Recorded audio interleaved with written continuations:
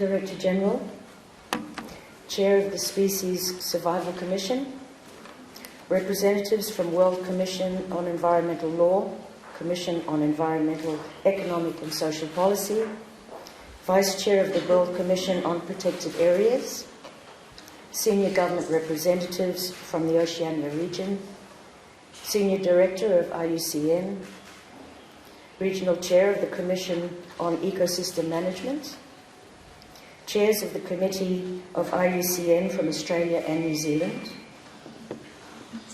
government representatives, civil society organisation representatives, ladies and gentlemen. It gives me great pleasure to be here with you this morning on behalf of the Fijian people and our government to officiate at this Oceania Regional Conservation Forum. A big bula vinaka to you all, and I hope that you will enjoy the hospitality that Fiji is renowned for during your short stay with us, despite the not-so-good weather. Ladies and gentlemen, we sincerely hope that you will have productive, constructive and meaningful discussions on how we should best look after the rich biodiversity that we have in our region. This is a milestone event for Fiji, and we are deeply honoured to play host to the Oceania Regional Forum for the very first time. We thank the IUCN Secretariat for offering Fiji this opportunity, and we believe this 3-day meeting will be very rewarding. As the Assistant Minister responsible for Environment in Fiji, I hope that by the end of this forum, there will be a very clear direction for our Oceania countries on how to deliver a new implementation plan for 2017 to 2020. We are often sidetracked and political agendas change, but our will and our focus can be steadfast if we are passionate about the work we undertake, whether it is in species, invasives, fisheries, agriculture, forestry, or community development. Ladies and gentlemen, I believe the solution to many of the problems we witness with nature lie within all of us. We must all value nature and all the complex systems that provide for the very many essential services for our needs. The provision of fresh water, the provision of fresh air, regulating of our climate, and provision of timber for shelter, to name a few. I urge you to consider the impact our plan will have on people not only within the Oceania region, but the world as well. Fiji will continue to commit itself, as we have done in the past, to protecting our environment, such as our commitment to protecting 30% of our coastal and exclusive economic zone. And I have been reliably informed that we take the lead in this area, as we do with the Fiji locally managed marine areas. Our commitment to the ACI targets to a number of regional and international instruments are slowly being achieved with the assistance of organisations that are members of IUCN.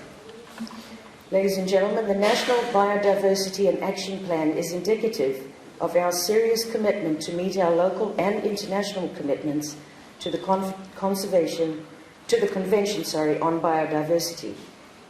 We are, however, still vulnerable to threats of invasive species within our fragile ecosystem, and poaching of our endemic species like the crested and banded iguana, and most recently to the increasing threats posed that create intense weather system as a result of climate change.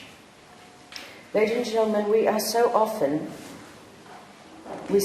divert the majority of our efforts and resources to assisting our villages and communities that we fail to realise that people who live in these very areas are quickly moving to towns and cities in search of a better life, better education, jobs, health systems, markets, and other opportunities that are available. Cities and towns are at the forefront of global socio-economic change brought about by both globalisation and major development. How do we bring together the divide that separates the need to be sustainable and the need to value nature in towns and cities where demands are high for water, food, and the simple necessities for life? The challenge is actually creating sustainable cities and towns. How do we undertake this? How can the IUCN membership support and assist our vision to recreate our towns and cities that are not only increasingly dependent on economic, social, cultural and political progress, but more so the need for environment to survive? In the face of climate change and disasters and other social and environmental issues, I am especially interested in seeing that the lives of people are improved and that poverty is alleviated. I must be forgiven for being sceptical when these points are not considered in projects and programs. Ladies and gentlemen, I'm glad to note that IUCN has such a vast pool of resources that we can tap into. Social and scientific experts, economists and academics with skills and knowledge that can help state members like Fiji to achieve its many social, economic and environmental obligations. With 57 member organisations in IUCN in Oceania and over 300 experts available that can support our efforts to meet our national, regional and international commitment, we are indeed very thankful. Furthermore, there is definite room for members to help each other to achieve our own aspirations. Ladies and gentlemen, before I conclude, on behalf of our Fijian government, let me again thank you for allowing Fiji to showcase our country and our will to realise a just world that conserves and values nature. I again congratulate IUCN for its confidence in Fiji and in the Oceania region and seeing the value of providing a platform for meaningful engagements and dialogue. I wish you success in your deliberations and hope the anticipated outcome will be met. With these few words, ladies and gentlemen, I take great pleasure in declaring the 3-day IUCN Oceania Regional Conservation Forum open. Thank you and good night.